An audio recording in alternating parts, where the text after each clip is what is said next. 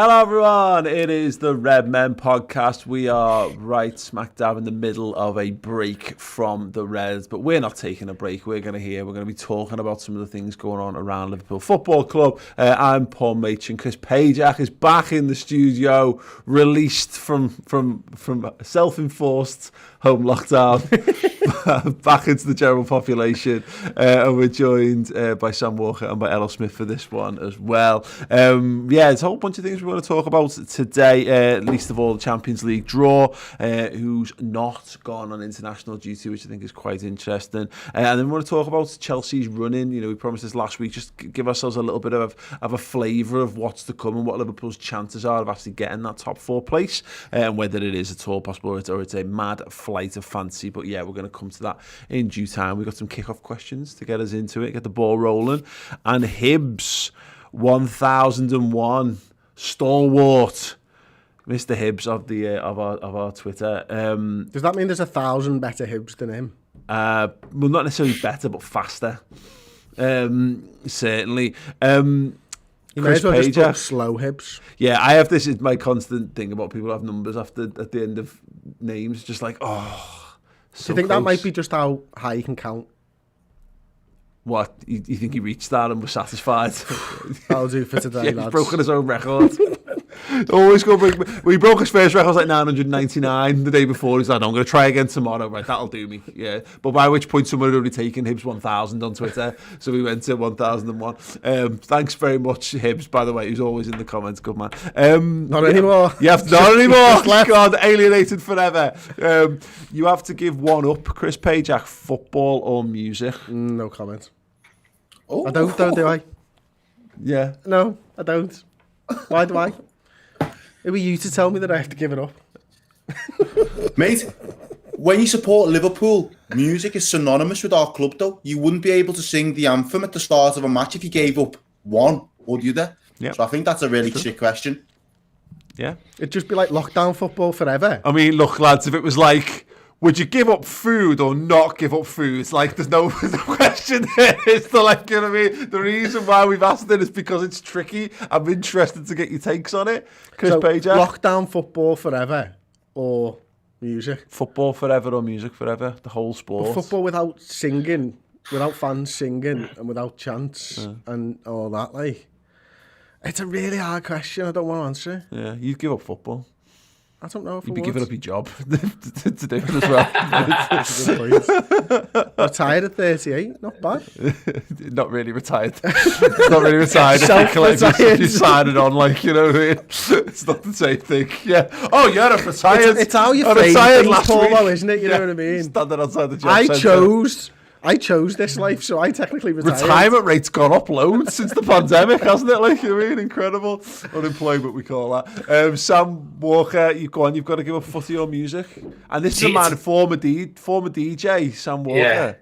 So, yeah, I think it's a bit easier for me. I'll give up football. Music up. Yeah, well, no, because I make Ooh, sticking the knife in there, twisting it, mate. Oh, I tell you what. You may have punched it along. I'll tell you. Do you know, I could put up without football because there are other sports, and I hate to say it because football is the sport for me, but I love sport. I could watch a bit of tennis, I can watch cricket, I can watch boxing, I can go and get me thrills in the stadiums, and, you know, I'm sure rugby union's a bit chaotic at times, but take away music, for all the things Errol said, you know, like Chris just said, I just don't understand how life would be. Music probably brings happiness to the world. Yeah. You know, getting a bit deep there, but no, mate. You corny buggy. Yeah. Mate, imagine going on a holiday, right, when you're like 19 and being no music. Yeah. How are you going to, how would Sam make people reach for the lasers? Exactly, there you go. People are like, fuck off. Sweet. You reach for the lasers. no one would pay in anyway, would they? Like, what? Go to what? If I was 10 years younger, I couldn't possibly give up footy because I enjoy it's the playing footy as much as anything else. Because you can play footy without music. You don't need music to go and play five-a-sides or go to the park and kick a ball around to be able to not kick a ball again. But I'm getting to the point now where I'm not going to be able to play footy forever. But no, I need it's a tough one, isn't it? I give up. Oh God, no! I would have to give up music. which is horrendous because I need football too much in my life. Because I can't go back to job centre. I can't do it. Too much time at the job centre in my youth. Can't go back to that. Bollocks to that. Right, okay. Oh, Paul James actually asked an interesting question as well. We've done 2 this week because it's a break. And also we've been doing that for weeks now. At JerseyPaul90 on Twitter says, what's your favourite quote from a movie? Now, Chris has asked me to act this one out with him. Yeah. And we want to guess. We got people live in the comments actually, and we've got the guys at home as well. I want to see if anyone can guess what the movie's from. Hey kid, think fast. He's a little slow on the hands. He's blind, Doug. I'm going to give people a few moments to see if they can guess what film that's from. I've got a few. It generally is whatever comes to mind, but the one that instantly came to mind when I read the question, I'll try my best to do it in accent, is losers whine about their best. Winners go home and fuck the prom queen. Anyone name the film? Do it. Sam Walker, what's your favourite quote from a movie? This is a tough one, this one, to be honest. I think legendary quotes would have to be, I love the smell of napalm in the morning. It's absolutely, I'm not going to even try and do the accent. I'll leave that to you. I can't even think of one further past that. But something from Star Wars, possibly. I'm a big Star Wars fan. Yeah, you've caught me there, really. But I have the higher ground. Those sorts of epic scenes. But I think in terms of I don't really have a favourite quote as such. But I enjoy watching movies, but not that deep. But yeah, okay. Apocalypse Now has got to be the one on it. Okay, so Errol, you got one?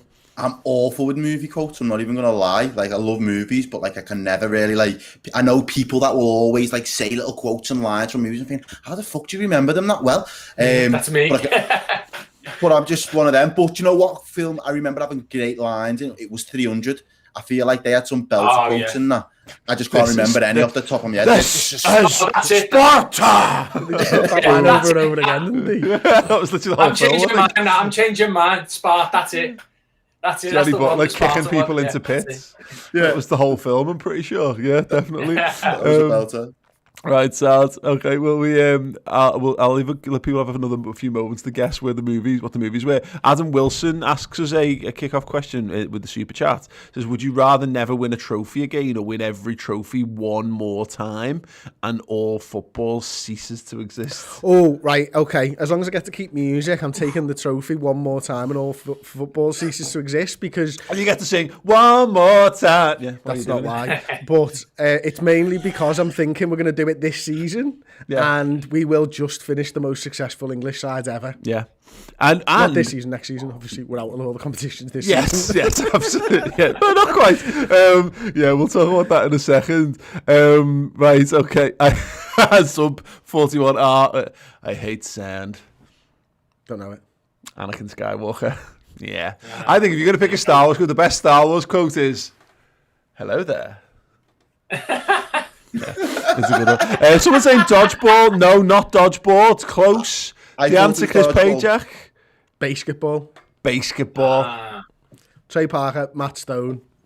Those of South Park fame. One of the greatest comedies of all time. Absolutely. And mine was from, any guesses? No idea. There's a lot of dead there. Is it Con Air or no? It's the other one. It's the other one. Yeah. Face off. Wait there. I'm going to do an impression. Actually, camera on me. Camera on me, please, Tom. The Rock. Yes! Got it! Doesn't translate to podcast listed. I did a big eyebrow. It's The Rock. Thanks so much for sending that in. Right, yes. We're going to dive into, we're going to be talking about the Champions League draw. We're going to be talking about the international players, or non-international players, I should say, and having a closer look at Chelsea's run-in. After a very short break, to give you a little bit of a closer look at some of the incredible Champions League documentaries that we have streaming now on the RedmenTV.com. There are days you remember for the rest of your life. The setting couldn't have been much better. Even now I'm talking about it, my face hurts. I struggle to think of a better hour I've ever had. Pride really was my kind of overwhelming emotion.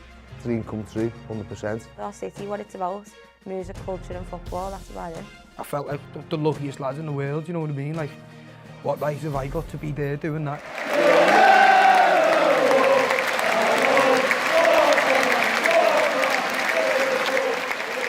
We're still buzzing that the Liverpool fans have got the flag for Sean Cox. And we're still buzzing that they came over to us. And we're still buzzing that we're in the Champions League final. And I'm thinking, this is it. This is one of the best nights of my life of supporting a football team. And then all of a sudden, this beautiful man with big fucking rims on and a Liverpool tracky top comes belting out of wherever he came running out from. And there's this like collective, it's Klopp!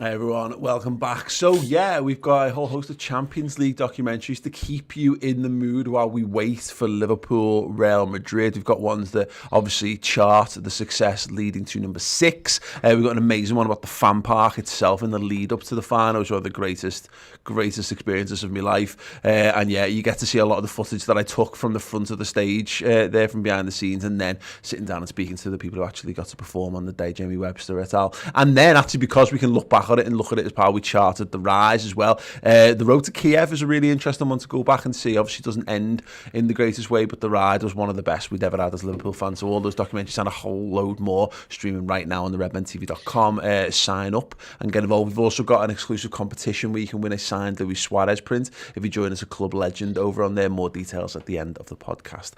Right, sound. Chris Pajak, Manchester City versus Dortmund, Porto versus Chelsea, Bayern versus Paris Saint-Germain, Real Madrid versus Liverpool. Like, you couldn't have done much better to cherry pick a draw that I think we were all looking for. No, exactly right. I had a meeting just before the draw went live, and it was with an Everton fan, funnily enough, and he said, like, who do you want, like, and all that, and I was like, I really want Real Madrid.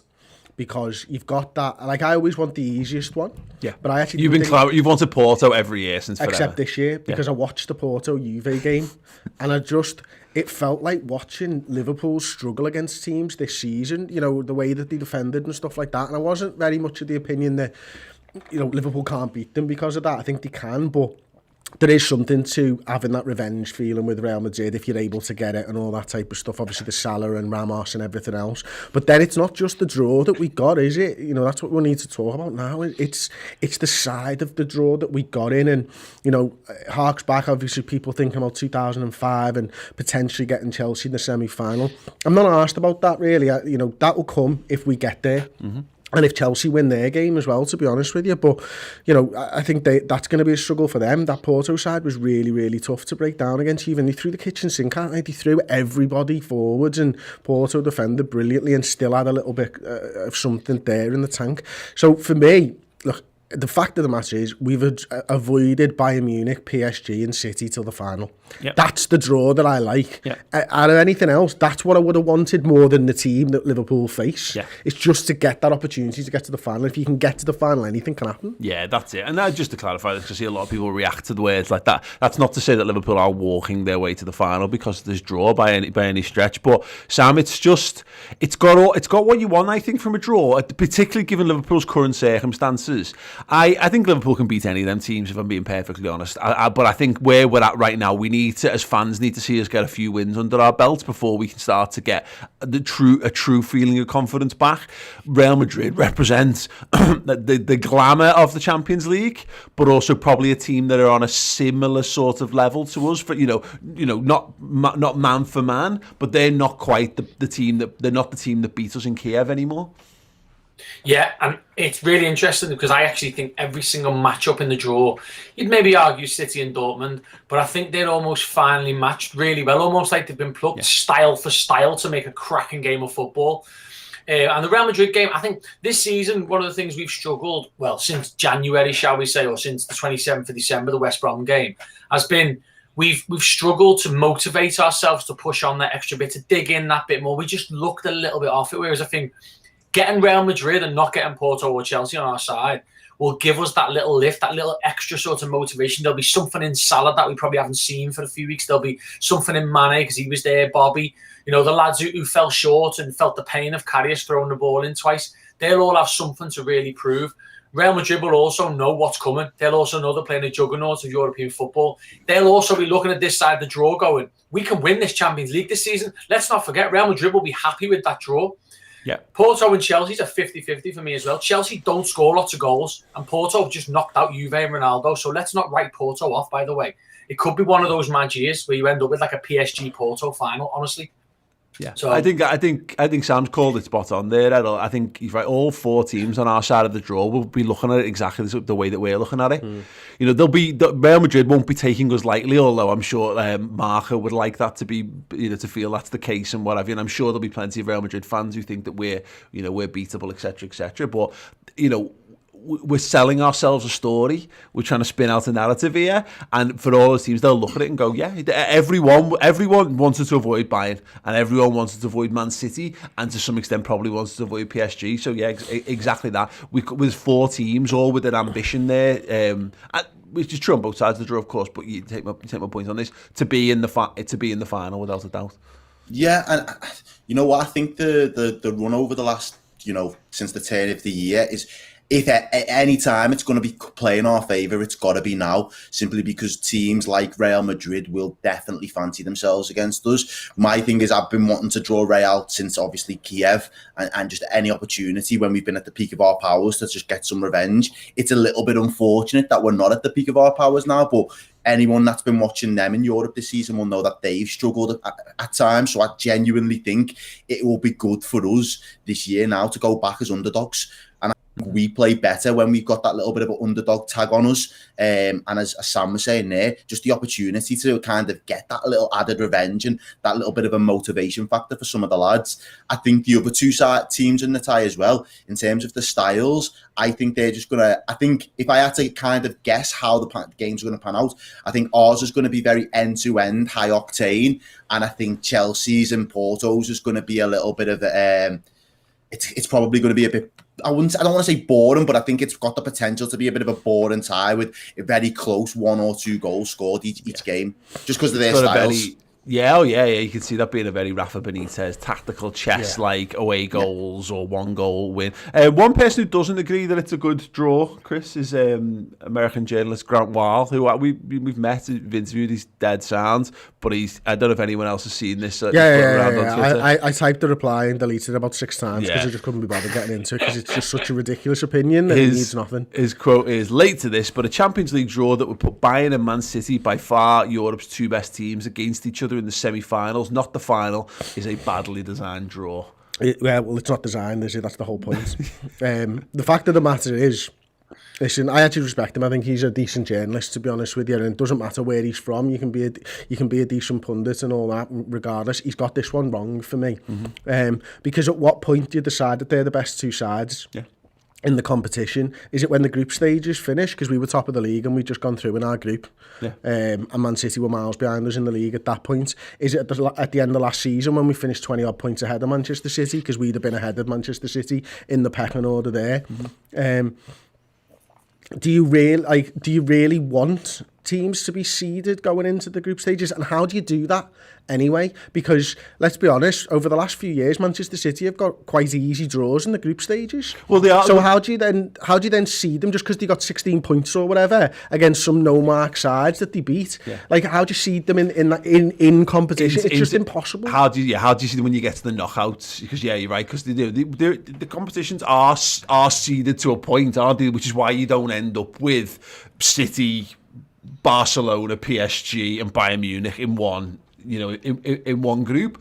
But you're right, once you get to the knockout stages, that's where the free-for-all comes. And I agree on a purely superficial level that, because I've said this, for me, and again, this is just because I'm obviously Liverpool biased, Bayern Liverpool has got that vibes for the final, because you're talking about the last two winners, you're talking about two teams who've both got 6 European Cups, you've got, and all these things going for it. But from an outside perspective, looking at the league table and seeing Liverpool down in 6th or 7th, I get what he's kind of saying, Sam, but it's bollocks. Like, it's total bollocks.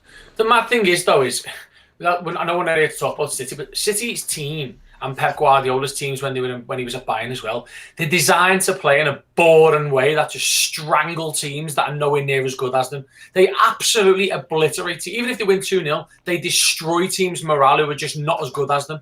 And the reason why they don't do well in Europe is because look what happened when they played United the other day. As soon as a team says, hang on a minute, you're not having it all your own way, and we've got a bit of quality as well, the tie becomes a 50-50, and it's not something their side are used to. So although they are so dominant in English football over the last 4 years, it hasn't shown in Europe because, in my opinion, the way they translate their football into Europe doesn't work. So the likes of Bayern, the likes of PSG, the likes of maybe even Dortmund and Liverpool in 17-18 can fight back and punch back, and suddenly it's a totally different experience for them. So for him to come out and say that, for me, is wrong. Yes, they're the best team in the UK at the moment in Britain. That's fine. But until you win the Champions League once, never mind 5-6 times, or last year or the year before, you cannot be considered the best team in Europe. That's for the English bookies, that. Good luck. But I tell you what, in Spain and Germany and France, I bet you their bookies have got a totally different, and I bet you their pundits are speaking totally different as well. Yeah, go on now. Can I make a point as well? Like, I don't know this guy, but I wonder what he would have said when we drew Barcelona in the semi-finals that year. Because that to me is very interesting, because Ajax and Tottenham, that one of them, what he's saying, would have made for a very exciting final against a Barcelona or a Liverpool. So that semi-final, look how that just like flipped the world football on its head. Those two legs, especially how Liverpool played that first leg in the Bernabeu. We played quality. We just got sucker punched. He'd have had Barcelona City in the final before those semi-final, before we got even at the quarter-final stage. It's a fucking novel thing. How's about we play the games and see who's the best in the end of the year? Like, you know what I mean? Because that's the only way that you decide. Don't get to decide halfway through a season who's going to be the best, because it doesn't work out like that. Yeah. And I'll tell you what he needs to turn his eye to. Why do they have a fucking cup competition after they've had a league competition in America? Because that's fucking stupid. Like that, you know what I mean? Like they play a league and then go, right, I know you won the league, mate, but you haven't won the league. You know what I mean? Now I'm going to get into a cup competition for it. Like, shut up. Like, you know what I mean? Sort that out and then come over here and sort the European Cup out. There was a good response. Phil McNulty is obviously known in Northwest journalism circles. He says, should we even bother having the tournament then, Grant? You just tell us who, in your opinion, are by far the best two teams in Europe, and we can save all the fuss and bother of those group games by shooting straight to the final. The key word here is draw, to which Grant fairly replies, you can throw out straw men that you know I don't support, or you could entertain the actual point. There is zero chance the two teams that have been the best in Europe this year can meet in Europe's marquee event, the final. For me, that's a bummer. I mean, this has got all the factors of like, just don't commit this to social media. It's got like this has got all the people like, I think the Beatles are overrated. Yeah, you know what? Keep it to yourself. Just keep it off Twitter. It's great that you've got an opinion. Let's talk that through. That's got the hallmarks for me of someone who doesn't support any of the sides. Yeah. Doesn't just wants a spectacle. But hang on a minute, how many teams enter the Champions League every single year that want a good chance of winning, and the draw is as good a part of winning a cup competition as anything else. He's looking for Champions League the movie. The Zack Snyder, the Grant Wild cut of the Champions League, where he gets to go and put in whatever he wants to be put in to make the people that support his ideas be successful. Well, what you're best doing, if you're going to seed them, right, is just give City and Bayern buys in the league portion so that they guarantee themselves in the last 16. You know what I mean? If they're good enough, they'll get there. And the best team over the course of this Champions League season will get to the final out of City and Bayern. And if Bayern go on and beat City and Bayern go on and win it, it wouldn't have mattered. Because they'd have already beaten the fucking other best team, apparently. The Champions League's bollocks. The group stage is shit anyway, isn't it? You know what I mean? The group stage exists just to guarantee... All filler, no killer, Paul. No, exactly. But, you know, it has its moments. Like the last games of group stages often matter. You get some great ties in those kind of things. Because similarly, you get some really dull quarterfinals. You know, like Man City. Some really dull finals when two really good teams come up against each other. By the way, Liverpool Real Madrid is one of the worst European Cup finals of all time. You know, going back to 80 for a couple of reasons. Yeah. Oh yeah. But it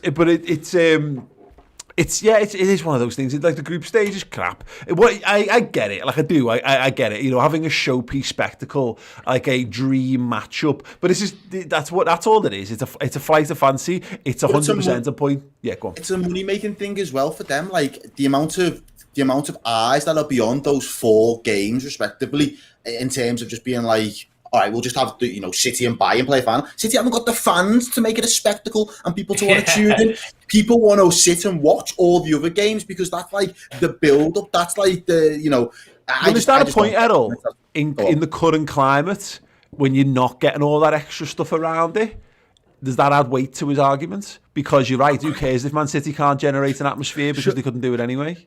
No, but I think that when there isn't the atmosphere right now, you want the extra games. I want to see Liverpool go up against the Real Madrid. I want to see a City have to start earning their crust as a European head, because they're not going to be European royalty. They've got to become heavyweights first. Do you know what I mean? They've worked their way up through the gears. They've put on a little bit of extra pudding and padded out a little bit, but they're still not heavyweights at this game yet. They've got to knock out and get some bloody noses against some of the big boys, and until they do that, they can't rank themselves as one of the European royalty. So from my perspective, I need to see them play them games first. Domestically, we can all agree they're great, they're brilliant, and hands down, you've been the best team in England this year. But on the European stage, who knows if they really bloodied? Yeah. And I like...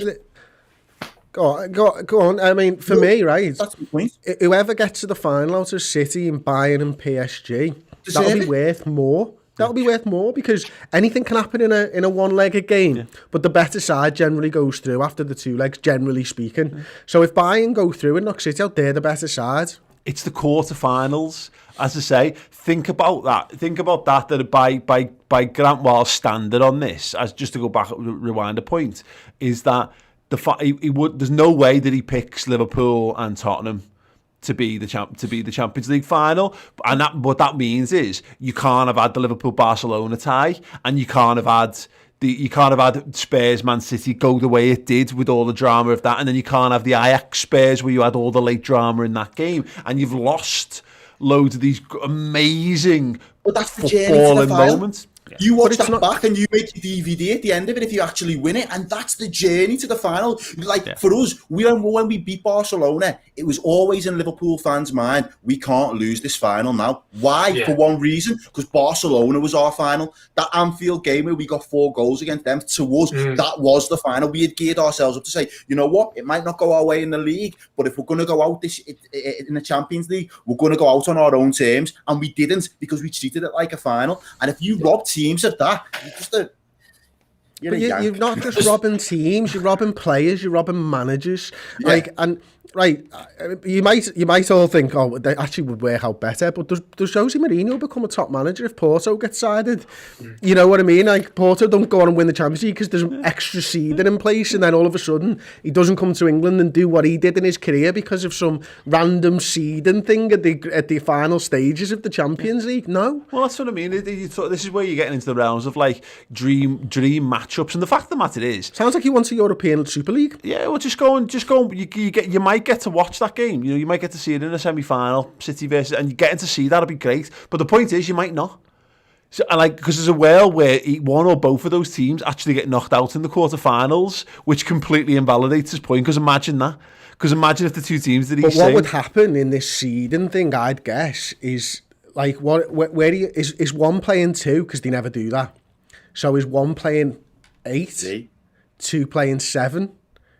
You know what I mean? Like, if you start seeding, the best teams start getting the worst teams at this end of the competition. That's how it works in like the NFL and stuff. Yeah. One gets 6 seed and stuff like that. And so you're almost handing them their way through the competition. Yeah. And when you're as dominant as you are in like a Bayern or a City, that's unfair. So. Well, Chris, we wouldn't be 7th or 8th seed though, and City wouldn't be 1st or 2nd seed, because coming back to your point, if we're going to go on like the tennis kind of way of doing it, which is the only real comparison, isn't it? Where you get the final as Djokovic and Nadal every tournament, you would end up with Bayern Munich number 1, Liverpool number 2. So right now we would be playing probably, I don't know, Dortmund or Porto. We'd probably be playing Dortmund and Bayern to play Porto, and that'd be it. So City would be probably stuck playing against probably Madrid again, or Chelsea or PSG. So actually, he's full of shit. But the other thing is, I was going to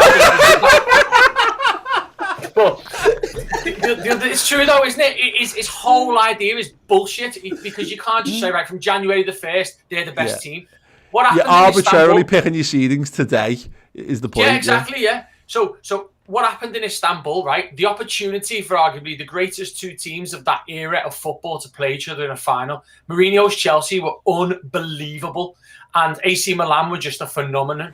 We beat Chelsea, so they had their chance for the spectacle final. It didn't come off. And then we beat Milan in that mad way. You don't get that amazing semi-final, that was 1-0, and you don't get that final if Chelsea actually do their job and beat us. Does that make sense? So that almost happened, but in the end we get the best Champions League of all time because it didn't happen.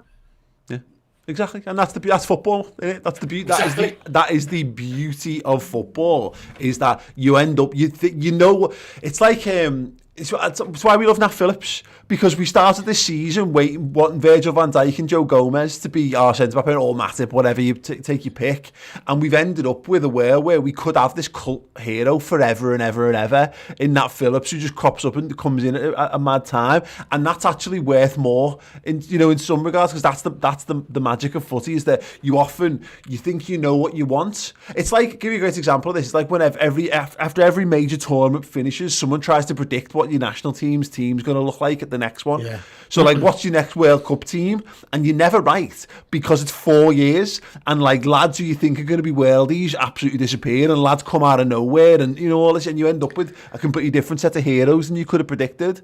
That's amazing. It's true. I'm just thinking how hard that would be. I can't even get the start 11 right on the Wednesday before a Sappy game.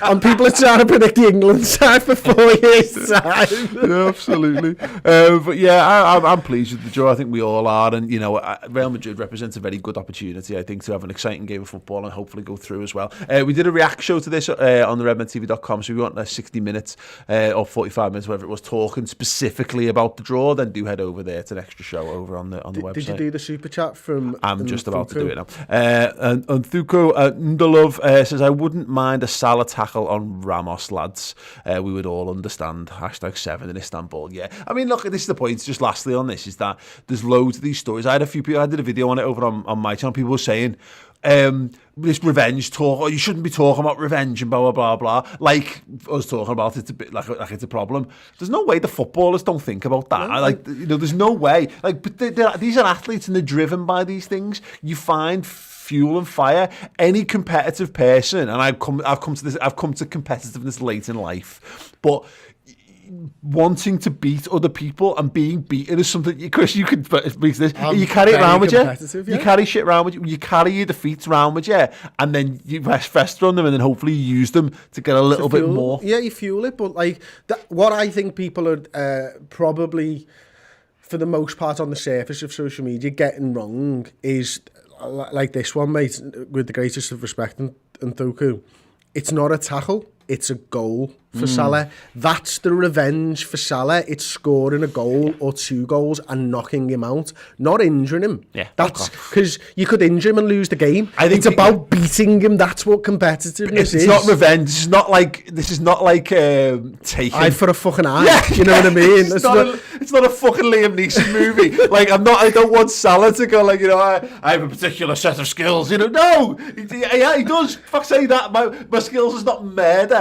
My skills skills are dribbling past you really fast and scoring a goal. So yeah, you're right. That's what revenge looks like in this regard. It's not some sort of like concocted plan, some weird half-arsed concocted plan where you're going to go and hobble Ramos as he gets off the coach. No, you want to put him on his arm. do that Yeah, for the start. Exactly. Yeah, But that's what this team's built on as well, though, lads, if you think about it, because we did it in the Prem. City went and beat us by 1 point the other season, and it wasn't like a revenge, but it was like, we know they're our competition. How do we use that 1 point as a motivating factor to next season, remedy it, and make us the winners?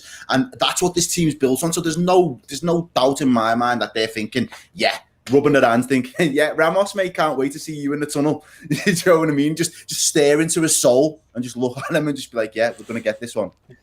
Wind him up. He's good to get sent off because the thing is as well, Ramos, as the kind of character he is, will love that. He will love that he's the centre of attention. He'll be all over it. He'll be mouthy all game. So just wind him up. Just, leave a little bit on him on his shoulder. When you throw an elbow in or when you're going shoulder to shoulder, give him a little kick, run past him, say something to him. And I tell you what, he will kick one of you.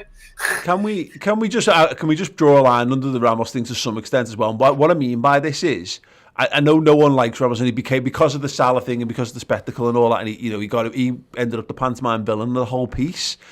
Like, we'd have loved that, and I don't mean like someone injuring another player deliberately or whatever. Like, there's not like, I don't think there's any way. Ramos definitely wanted to take Salah down, but I don't think he ever would have wanted to do it the way he did it. But he's a born winner, and born winners bend the rules, and they do everything in their power, and they push, and they scrap, and they scrape, and they kick, and bite, as we well know from Suarez, Suarez, who's cut from the same cloth in that regard. That's. We love Andy Robertson, and he does the same sort of stuff. That lad from Roma, he literally threw off the pitch. Fucking Messi, yeah, that was right. The little touch on the back of the head. On the back of the head, didn't it? Yeah, just to let him know. So yeah, let's not be massive shithouses about this. No, I know, but I don't think he means to basically dislocate his arm. I personally think that Ramos knew exactly what he was doing. I just think that's the type of guy he is. Honestly, I know, but what I'm saying, Sam, is I think you could do an arm drag takedown on someone 50 times and not hurt someone that badly. Yeah. You know what I mean? Because if you did it, that people would do that in the fighting all the time, and it would be game over instantly every single time. It's what my point is. He's definitely trying to hurt him. I don't think he thinks that's the extreme end of the spectrum of what it is. But regardless, it's one of them, isn't it? He did it. It was shit, and we fell foul of it. Liverpool need to go and be big, like the Salah thing, like that the Chelsea game where they had all the social media stuff of the Chelsea fans singing Salah being a bomber or whatever. And what does he do? He sticks a screamer and does a peace gesture. Like, do that. Yeah, exactly. That's revenge to me. Do that and win the game, or be nowhere near. Do everyone else's running all game and actually not get near the goal, and have Ramos waiting for it all game long, like waiting for it. And while he's got his eyes on Salah all match, Mane just nips in, or Jota just nips in and does the job. That just briefly, because the Champions League stuff was really interesting and went longer than I expected. Because I said we'd mention who's not on international duty: Alisson, Fabinho, Firmino, Trent, Nat Phillips. Shock. Alex Oxlade-Chamberlain, Reece Williams, also shock. Ben Davies, also shock. Adrian, also shock. And Divock Origi. This is Anfield. This is like they were simply overlooked by the national team managers in favour of other options. It's like, yeah, okay, and they've grouped it all together. I'm not sure that there were many of those lads who were particularly waiting by the phone. I just want to quickly point it, because I don't think we've talked about it anyone else. The Trent stuff. I am. As a pure Liverpool fan who just wants our best players to have as much rest and be as ready as possible for the league games, I'm made up that he's not playing for England. But the idea that he's not England's best right back is comical, but it's borderline stupid / negligence, I think, on Gareth Southgate's part, because... Who's he playing there?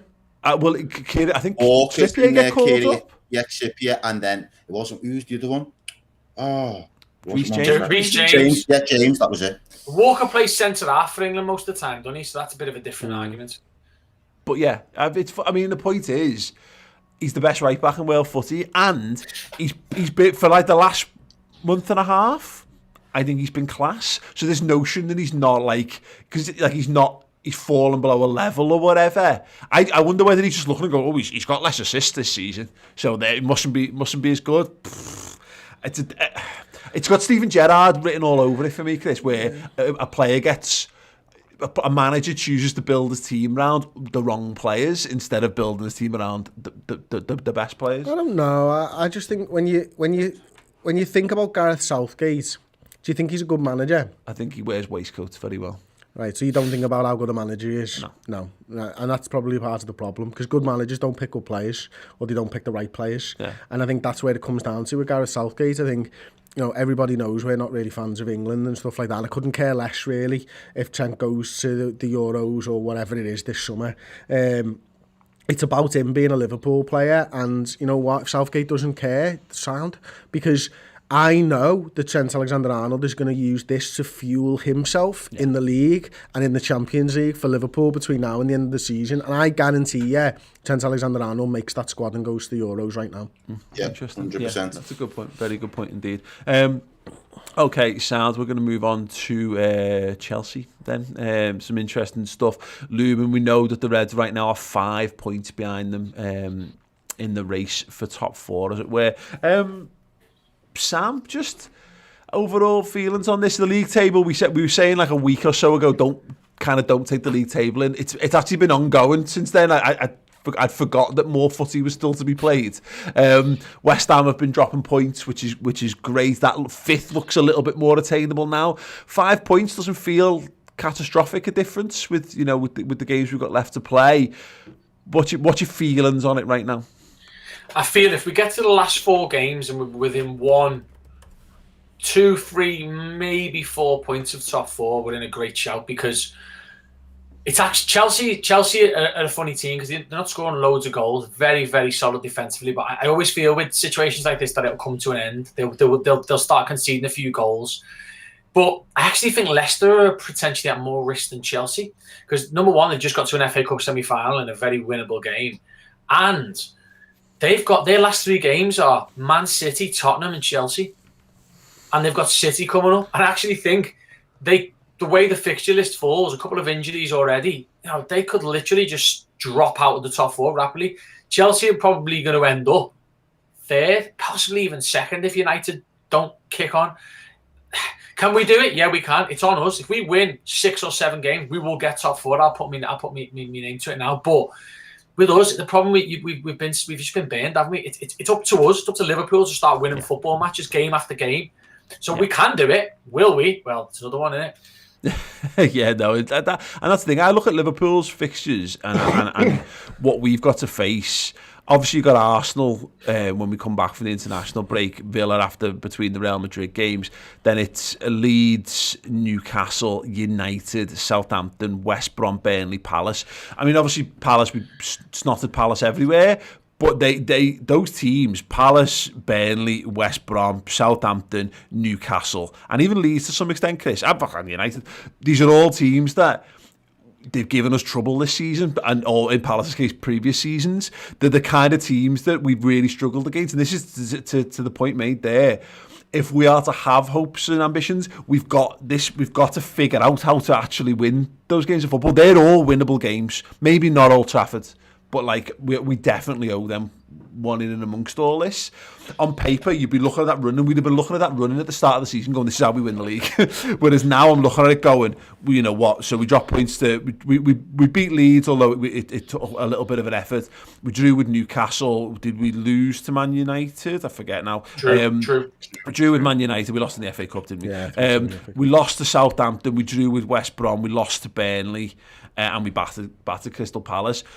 That's going to be a real test of how we develop the back end of the season. I'll be honest, I don't think we can get top 4 now. I think it's over. Yeah. I think it's too much of a gap for this side and the way that we're playing at the moment.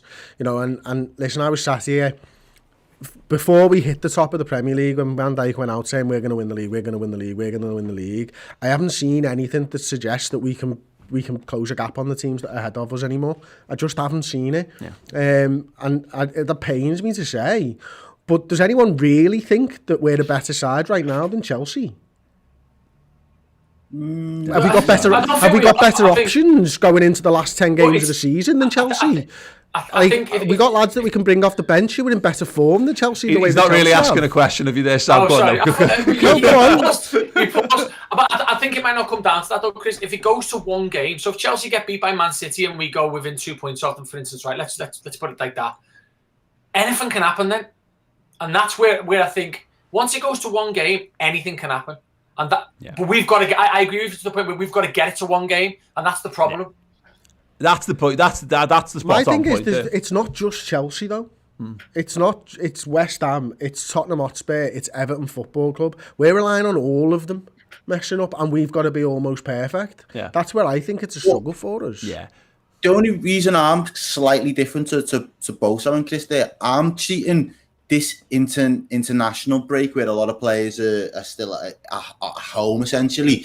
I'm treating it as though that's like end of the season. That's the break. When we come back now, it is literally a mini league with the potential for a final at the end of it.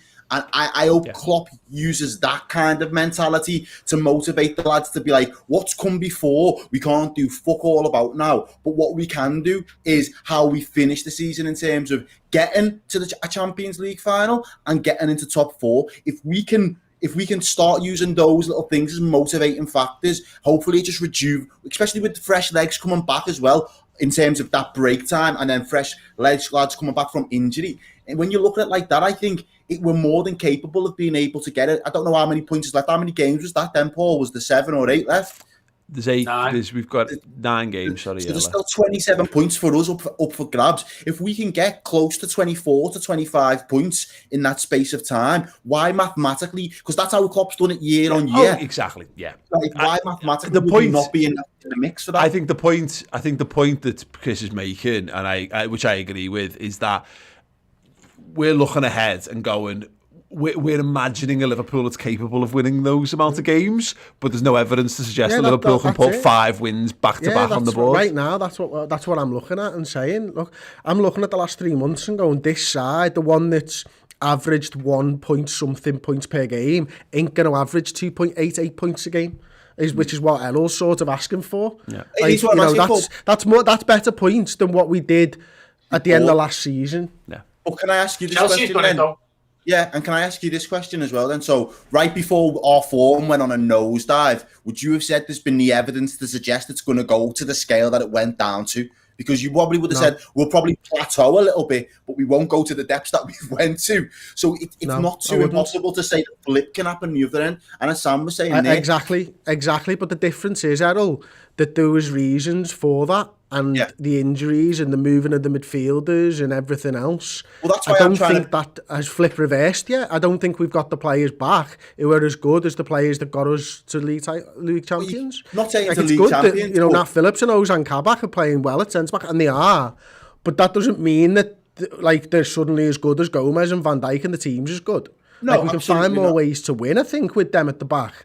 But it's not like a flip reversal of the situation for me anyway. No, it's definitely not. But the situation. Sorry, Errol. To the point is, which I think I agree, because we have to. There's no point in not living in optimism, and I like your point on this, Errol, because it's not that, is it? Because the form we were in. It wasn't the losing so much of Virgil van Dijk and Joe Gomez at that point, because we cope without them for a while. It was all the extra options. That's what I'm saying. The midfielders are said that. No, but so Errol's point is, you're not flipping back to a Liverpool that had every player available to it. We've actually got as many players available now, if not more, than we had at the point where we were going along at over 2 points a game. True, but the difference is they've lost loads of games. So what does that do to the confidence, and what does that do to the sides that you're playing against and everything else? It's not as, what I'm saying is, it's not as simple as we've got our players back, we're just great now. Oh no, and it's not. If it was, we'd be brilliant. Yeah, and I think the thing that's going to be vital for this, Errol, is that Arsenal game, first game back. Go and win that, because you look at who everyone around us played. You've got Leicester playing City, so there's a chance Leicester drop points, and I think Leicester are too far out of reach, if I'm being perfectly honest. But Chelsea have got West Brom at home, West Ham travel to Wolves, and Spurs have got Newcastle. So all three of those teams above us should pick up 3 points as well. And we've got the toughest game there out of all of those teams that we're chasing down. If we get the 3 points there and just imagine where we're just matching it. So then you've matched it, but it's one less game left to play. Yeah. But that's when things start to get interesting, in terms of whatever else is doing. And to Chris's point, we're not just chasing Chelsea down. We have got the other teams, but everyone else has been a bit. For me, what Chelsea have done is put down a level of consistency. They don't lose games of football anymore, so they're the benchmark. Whereas Tottenham lose all kinds of games, and West Ham have started to stutter now. And I think that's probably my feeling is West Ham are. That's kind of it for West Ham now. But we'll see, because based on the form, West Ham will continue to be above us and will continue to stutter, but that's where this running's going to be interesting. But like Chelsea have got the Porto game to come, they've got Palace in between that. They've got a game with, they've got an FA Cup semi-final with Man City. They've got a rearranged game with Brighton to fit in somewhere that has been moved because of that game. They've got West Ham away at some point. They've got Fulham, all perfectly winnable. They've got City again in the Premier League, mentioned there. Arsenal, Leicester, and Villa. They've got that's a gauntlet that Chelsea are going to have to run, particularly those final games where they might well have a Champions League semi-final thrown into the mix. And hey, we might well too. Chelsea have got the hardest fixtures on paper if you look at team names only. Yeah. Because I don't think Liverpool have got it, like you were saying before, I don't think Liverpool's fixture list is easy for them just because the teams are down near the bottom of the table. And this is the thing. I don't think it's easy for us, but I think if we've been, as Liverpool fans, we've probably been underwhelmed with the way the seasons went, and that would be, a reasonable statement to make. But what I'd say is we've all probably had in the back of our mind that expectation that it's only going to take one game for it all to click into place. And when I say all, I don't mean to the height that we played last season when we had Virgil van Dijk and we had the full contingent. I'm just talking for us to get some scary form back and for us to look unplayable again. And as Paul was saying then, if we can come back and just hit the ground running against Arsenal, treat it as a mini league, beat Arsenal. No, we're going into Real Madrid. We can't falter there. So the form's got to go from a good win against Arsenal to an even better result or better performance against Real Madrid. From that point, everything's just got to back up the next to the next. If we can start building momentum from there, we become a bit of a juggernaut again before the end of the season. And that's what I'm thinking as a Liverpool fan.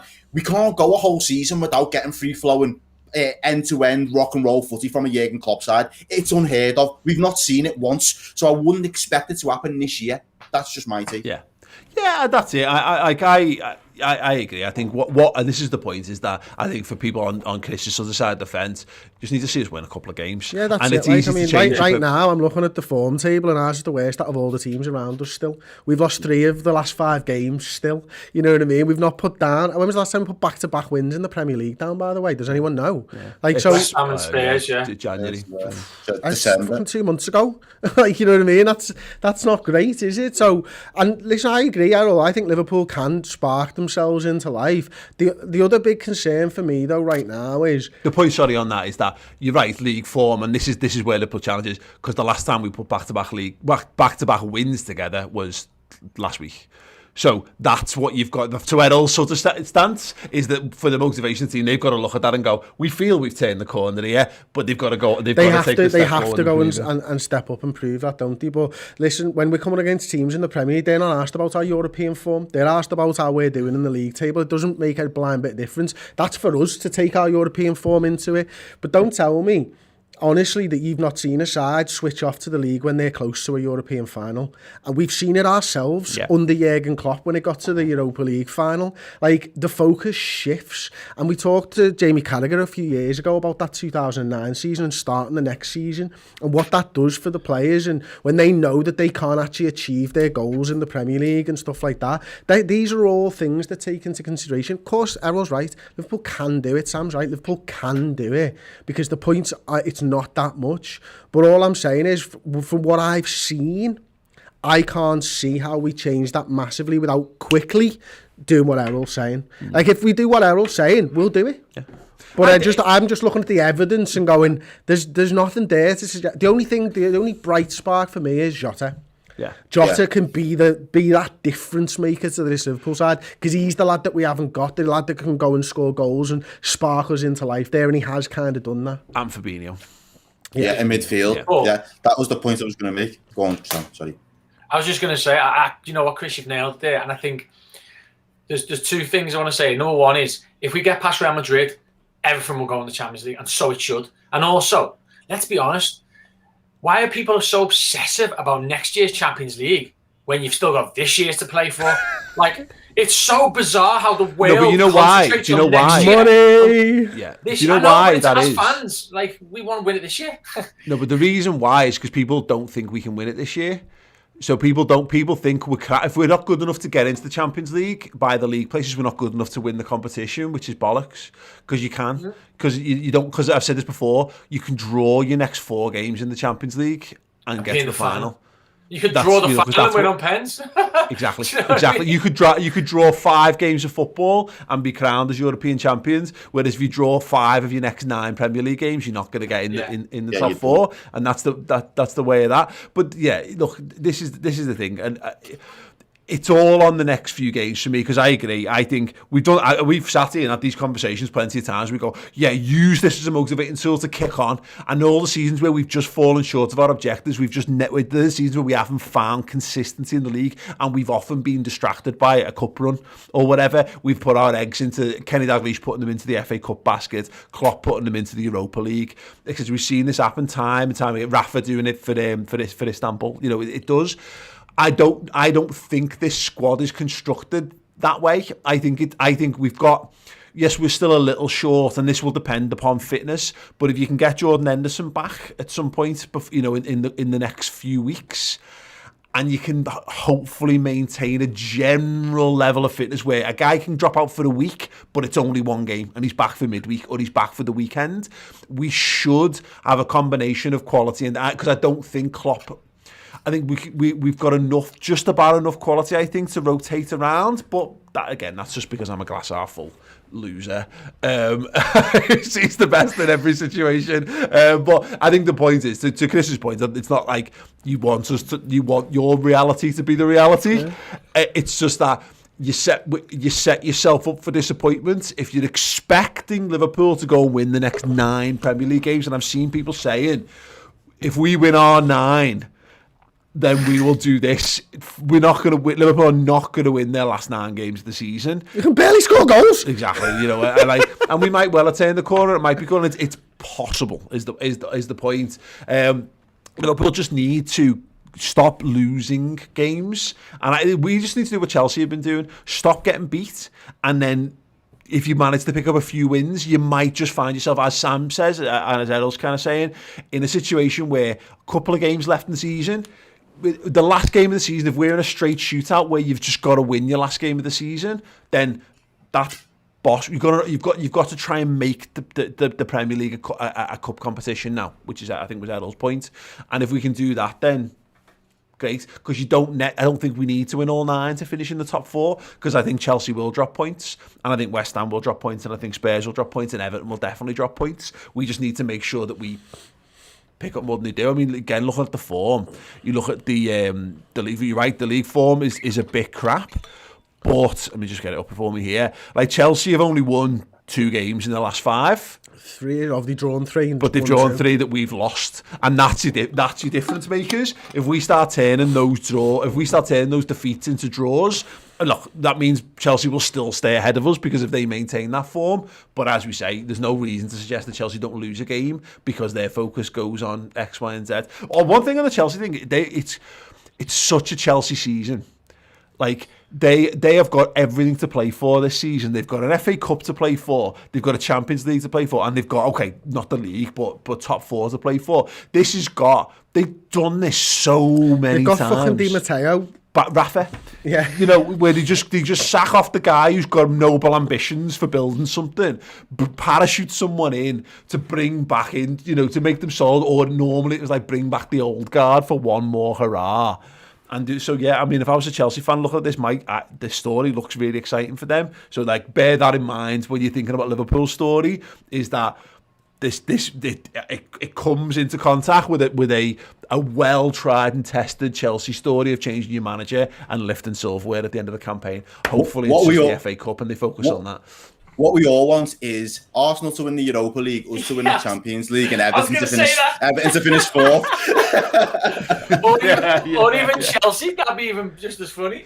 That would be. I'd like it to be Moyes to finish fourth so that he gets knocked out the Champions League again in that random way. He'd give it up. He'd just have to give it all up, wouldn't he? Like, never come back to football ever again.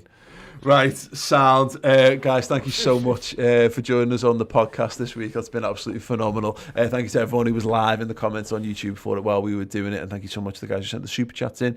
You're all very, very wonderful. Do, if you need more content, go and check out the RedmenTV.com. We've got a Reds News Roundup show. We're doing the run-in report cards. We're ranking the Liverpool players most important to the season so far and what's left of the season as well. We're doing a 3-parter on that. Episode 1 is up now. We're doing part 2 today. And of course, check out all those Champions League documentaries and all other things as well. And as mentioned, we've got a competition to win a signed Luis Suarez print. If you go over and you sign up or upgrade to Club Legend over on the RedmenTV.com, you can be automatically entered into that competition. The details will follow. Thank you so much. We'll be back with the Redmen podcast next week. Hey everyone, mates here. Just want to let you know about a fantastic competition we have got running right now to win this incredible limited edition signed Luis Suarez print. To be in with a chance of winning that, all you have to do is sign up or upgrade your membership to a Club Legend tier on the RedmenTV.com, our exclusive Liverpool streaming platform. Not only that, but we have monthly competitions each and every month where you get to win prizes of this level, and in fact sometimes better as well, if you could even believe that. On top of that, you're going to get free merchandise, discount merchandise, and access to our exclusive Discord group, which is full of really, really nice human beings chatting about Liverpool and us as well. There's also a whole host of incredible content over on the website streaming right now. Documentary series, feature-length features, exclusive interviews with Liverpool legends past and present, and additional content in and around the match as well. So yes, get over there, sign up or upgrade your subscription now to Club Legend and be in with a chance of winning the signed Luis Suarez print.